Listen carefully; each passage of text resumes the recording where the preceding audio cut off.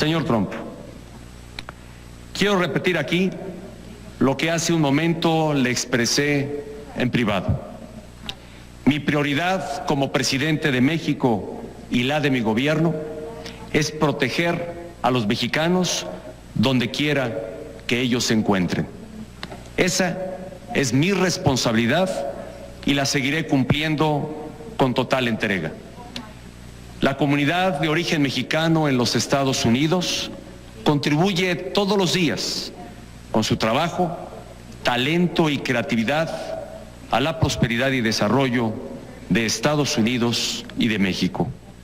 Los mexicanos en Estados Unidos son gente honesta y trabajadora. Son personas de bien, que respetan a la familia, que respetan la vida en comunidad y que respetan la ley. Como tal, los mexicanos merecen el respeto de todos. Sí, hablamos de la pared, no hablamos del pago de la pared. Eso será para una fecha posterior. Esto fue una visita preliminar, creo que fue excelente y creo que estamos bien en camino y muchas de las cosas de las que hablamos fueron fuertes, pero tenemos que ser fuertes, tenemos que hacer las cosas que suceden y hay crimen, como ustedes saben, hay mucho crimen y muchos problemas, pero creo que juntos los solucionaremos. Realmente creo que el presidente y nosotros los solucionaremos, los arreglaremos. La inmigración ilegal es un problema para México, también para nosotros.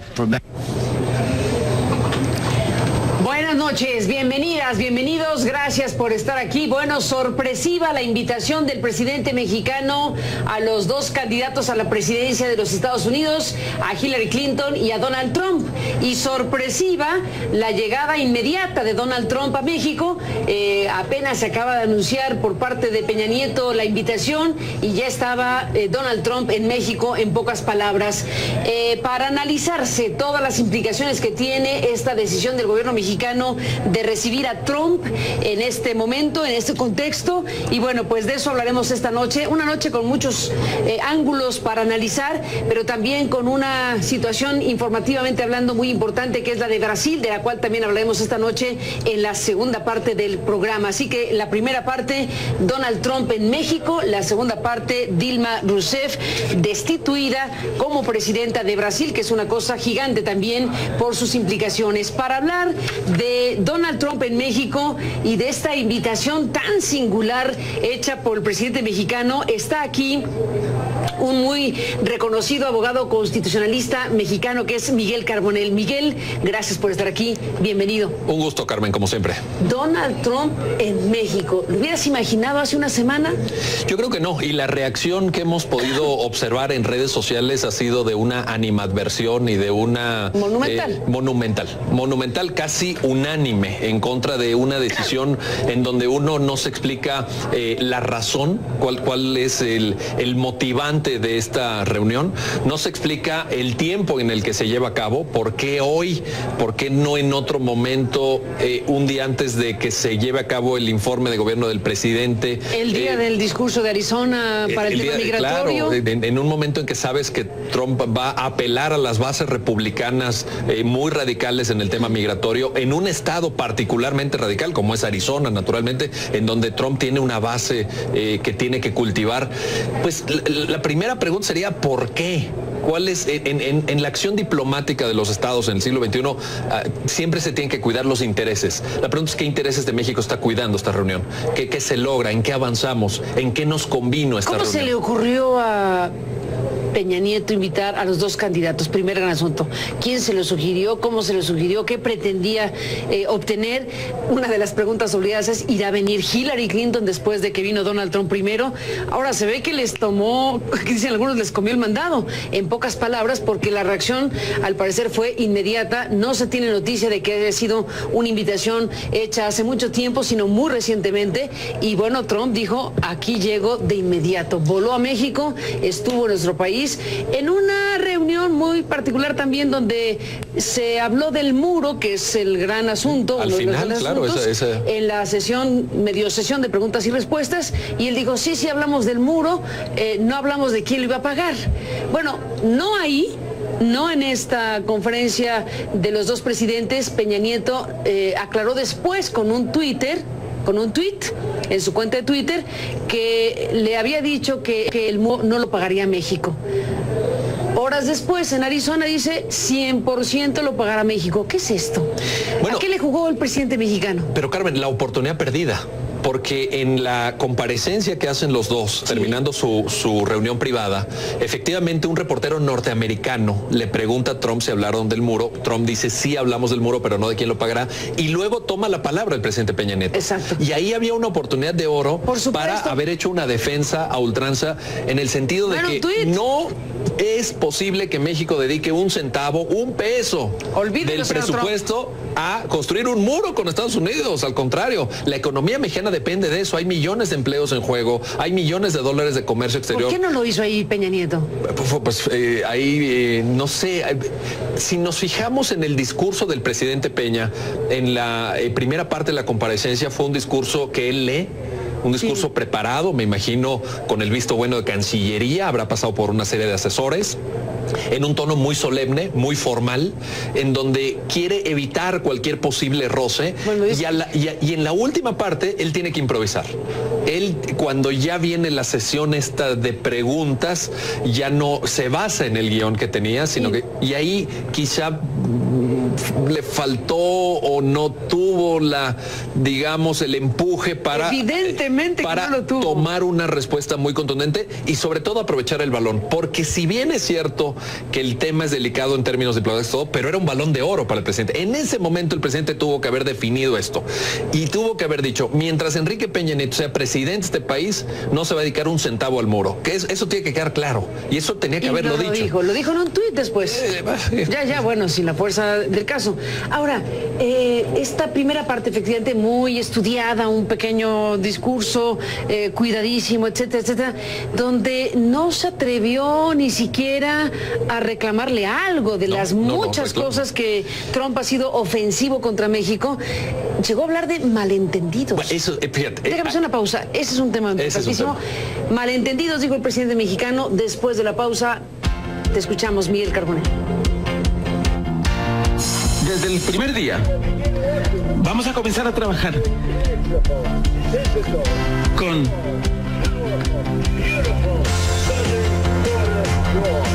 ese hermoso y poderoso muro que vamos a poner en la frontera sur.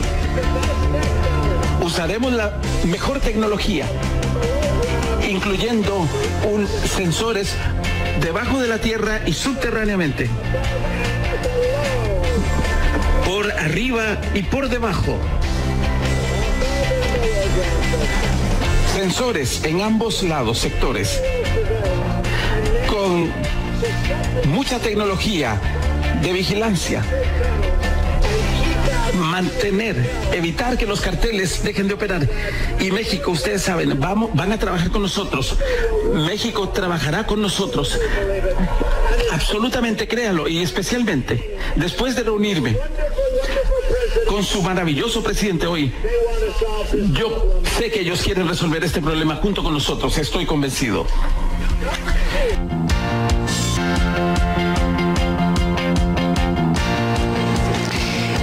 Se nos está acabando el tiempo para esta primera parte. Miguel Carbonell sobre Donald Trump en México y Enrique Peña Nieto, que se está llevando una tunda en las redes sociales impresionante desde la decisión de invitarlo y por su desempeño, digámoslo así, a la hora de la hora.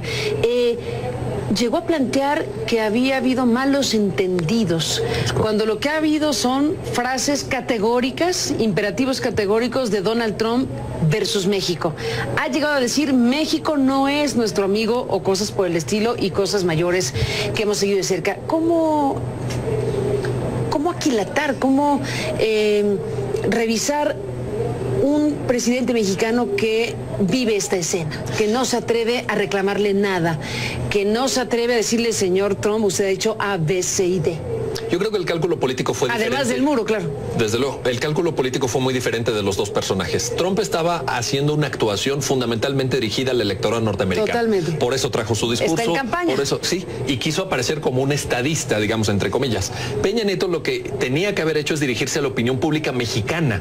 Tuvo que haber intentado sacar adelante pues un estado de enojo, de enfado, de disgusto con este personaje y hacer ese reclamo, en vez de intentar justificar ese estado de opinión pública tan antagónico. Hablando de malos entendidos. De malos entendidos, porque entonces si quien entiende mal es la opinión pública mexicana, entonces la culpa no es de Trump cuando nos dijo violadores, por ejemplo, o cuando nos dijo delincuentes, o cuando nos calificó en un tuit de 2014 como enemigos.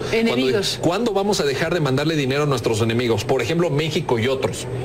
Ese fue el tuit de Donald Trump en 2014, antes de lanzar su candidatura. Entonces, en vez de que Peña Nieto hubiera trabajado en favor de ganar puntos en la opinión pública mexicana, que no le vendrían mal en esta coyuntura al presidente, naturalmente. Obviamente. Yo creo que intentó en una acción diplomática limar asperezas, ser muy cuidadoso, que no hubiera nada de roce. A lo mejor también teniendo en cuenta que Trump es, digamos, una persona de muchos ímpetus que pudiera habérsele lanzado en una acción, digamos, o en un discurso virulento al presidente. ¿Y no se podía haber defendido el presidente mexicano? Pues yo diría que sí. Ahora, yo no sé si en una lógica de que después de que dejan el discurso escrito, cuando ya se ponen a improvisar en esta pequeñísima ronda de preguntas y respuestas, el presidente mexicano ya no se sentía ahí tan seguro. Ya no sé qué tanta capacidad salió de respuesta. del guión. Cuando sales del guión, ¿qué tanto puedes improvisar? Si tienes muchos recursos, digamos, estilísticos, si tienes buena retórica como el presidente Barack Obama, sí lo puedes hacer. Yo no sé si Peña Nieto se sienta tan cómodo en esta tarea de improvisación. Pues déjate tú lo cómodo o lo incómodo, lo que sí perdió un balón, lo que sí perdió una oportunidad para plantear cosas que México o que la sociedad mexicana está diciendo a gritos desde hace mucho tiempo respecto a Donald Trump y sus agresiones al país, independientemente o además del muro, que es la parte más evidente de una postura que es inaceptable para México. Pero en fin, Miguel Carbonell, estamos ante esto. Vamos a ver en el mensaje mañana del presidente, que va a estrenar, por cierto, una modalidad de mensaje a la nación con un grupo de jóvenes, 300 jóvenes y una especie de ejercicio distinto al que ha tenido lugar en México históricamente. Veremos si está ahí el tema y cómo lo sortea el presidente mexicano. Pero bueno, ha sido muy corta esta conversación. Te invito a que retomemos esta charla porque desde luego hay mucha materia prima para seguir hablando, pero te invito también, Miguel, a que vayamos un corte y regresamos con este otro gran tema el día de hoy, que es gravísimo, que tiene que ver con la destitución de la presidenta de Brasil. Está en la línea telefónica en este enlace Rosenthal Alves, nuestro colega periodista y director del Centro Night, que hablará con nosotros sobre el tema y volveremos en un instante sobre ese asunto. Por 61 votos. Por 61 votos, habiéndose sido registrados 20 votos contrarios y ninguna abstención, quedando así la acusada condenada a la pérdida del cargo de presidenta de la República Federativa del Brasil. Presidente da República Federativa do Brasil. Asumo la presidencia de Brasil tras la decisión democrática y transparente del Congreso Nacional. Es un momento de esperanza y de rescate de la confianza en Brasil. La incertidumbre llegó a su fin. Es hora de unir al país y colocar a los intereses nacionales por encima de los intereses de grupos. Pues sucedió que el Senado brasileño destituyó a la presidenta Dilma Rousseff. Shasta Darlington desde Brasil nos informa. El Senado votó este miércoles a favor de poner fin al mandato de Dilma Rousseff, suspendida el mayo pasado. Michel Temer asumió horas más tarde la presidencia hasta el 31 de diciembre de 2018 en una breve ceremonia en el Congreso. Recordemos que Rousseff enfrentó un juicio político por decretos que alteraron el presupuesto de la nación. Estaba acusada de modificar ilegalmente cuentas antes de su reelección en 2014 para ocultar un déficit en el presupuesto y seguir financiando programas sociales populares. La acusación debía ser ratificada por 54 votos o 2/3 de la mayoría de 81 senadores. El Senado votó 61 a 20. Rousseff fue reelegida en 2014 con un pequeño margen. Con esta destitución, el Partido de los Trabajadores deja el poder luego de 13 años. La exmandataria ha calificado todo el proceso como un golpe de Estado técnico dirigido por políticos implicados en una masiva investigación sobre corrupción. La primera presidenta mujer de Brasil y exguerrillera habló con periodistas después de la decisión el miércoles. El nuevo presidente de Brasil ahora enfrenta una recesión económica prolongada. Espera usar sus alianzas políticas en el Congreso para implementar medidas impopulares que podrían promover el regreso de capitales. Pero tendrá poco tiempo para probar que el cambio político valió la pena. Shasta Darlington, CNN, Brasilia. Gracias, Shasta, por este informe desde Brasil, y gracias a nuestro colega periodista y director de Centro Night, Rosenthal Alves. Rosenthal, nuevamente gracias. Hemos seguido contigo este proceso, hemos podido conversar contigo a lo largo de todo este tiempo, hasta llegar al punto de hoy, donde la noticia es la destitución de Dilma Rousseff por parte del Senado brasileño. Gracias, Rosenthal, por estar aquí. ¿Qué balance se puede hacer? ¿Qué lectura tienes esta noche? Bienvenido, buenas noches. Buenas noches, Carmen, con mucho gusto. Es un día muy triste para la democracia en Brasil, no porque haya habido un golpe de Estado, sino porque es muy traumático lo que ha pasado. No es un golpe de Estado porque fue un proceso de 9 meses, un proceso incluso, yo diría, legitimado por la propia participación incluso de la señora expresidenta, que pasó horas en el Congreso, en el Senado Federal, defendiéndose, y por un estricto seguimiento de todo el rito constitucional y legal. Si las technicalidades que llevaron al impeachment eran justas o que eran proporcionales a esa cosa tan dramática como es sacar una presidenta electa de manera regular por 54 millones de brasileños, eso es otra cosa, pero ella no fue impedida solamente por eso, fue impedida porque había perdido la gobernabilidad. El país está en una crisis política, estaba en una crisis política enorme, combinada con una recesión y un desempleo enorme también. ¿Qué sigue, Rosenthal, después de esta efectivamente dramática decisión del Senado? ¿Qué sigue en Brasil? ¿Queda Temer el periodo completo? Sí, bueno, sigue una crisis, o la misma crisis sigue ahora con una nueva etapa. No va a ser fácil para Temer. Temer tiene una situación en el Congreso bastante fragilizada. Hoy mismo en ese impeachment la prensa internacional no puso mucha atención en un otro detalle, que fue el detalle de que al último momento, aunque la Constitución diga que cuando hay un crimen de responsabilidad, la presidenta debería ser impeached, y que al mismo tiempo pierde sus derechos políticos por 8 años. El PT, el partido de Dilma, hizo una maniobra, una propuesta para separar las dos cosas, y votó el impeachment, que ganó la oposición, como usted ha mostrado, pero en la otra votación ganó Dilma.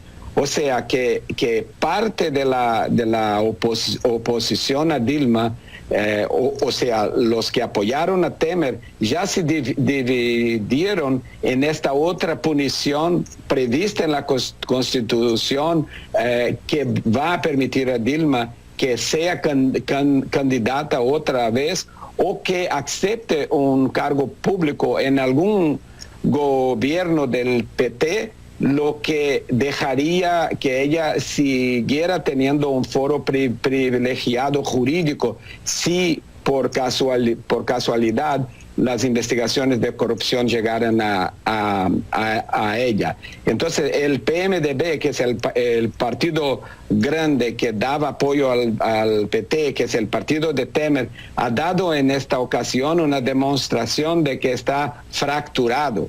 Y eso va a hacer mucho más difíciles las cosas para que Temer pueda sacar el país de esta crisis.